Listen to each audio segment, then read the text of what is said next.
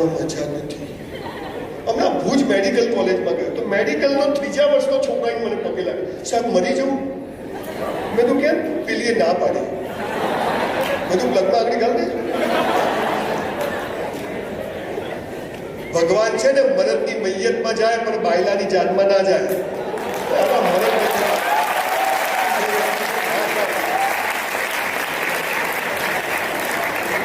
મારી mother when I was in school, મારી mother, તમે બધા દાદા લકી છો, તમારા મા બાપને તમારે તો રોજ કેટલું થેન્ક યુ કહેવું જોઈએ કે આવી કોલેજ. મારી બા મને રેશન કાર્ડની ગાંઠોવાળી ખાંડ લેવા, તમને રેશન કાર્ડ જોયું છે? રેશનની દુકાન પેલા ગરીબો લેવા જાય, ગાંઠ સુગર આવે ને ગાંઠોવાળી હોય, આટલા ગાગડા હોય, અને એક તેલ આવે પામોલી રગડા જેવું, ઓઇલ જેવું, એ લેવા મોકલે. લાઈનમાં ઉભા રહી તો શરમ આવે. બધા છોકરાઓ પૈસાદાર, મારી સ્કૂલમાં, હું પૈસાદાર સ્કૂલમાં, બધા પૈસાદાર, હું ગરીબ. તો મેં મારી માને પૂછ્યું કે આપણે ગરીબ કેમ છીએ? મને કે આપણે ગયા જન્મમાં સારા કર્મ નથી કર્યા ને એટલે. મેં તો હવે મને કે હવે સારા કર્મ કરો. અને સાહેબ એ દિવસ છે ને આજનો દિવસ છે.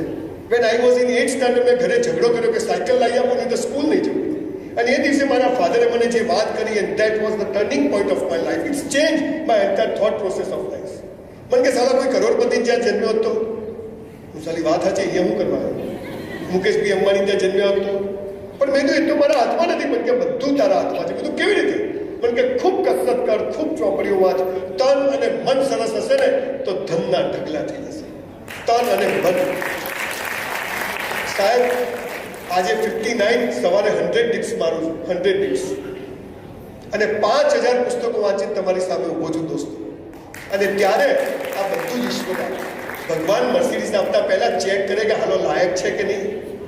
તમને બંગલો આપતા પહેલા ચેક કરે કે લાયક છે કે એમને ના મળે. બોસ 2 જાતના નસીબ હોય. એક સીધું મુકેશબેન ત્યાં જન્મ મળે, ધીરુબેન ત્યાં, અને એક ગામડામાં ગરીબ ઘરમાં જન્મ મળે, કોઈ સપોર્ટ ના હોય, અને કર્મથી તમે ત્યાં પહોંચો.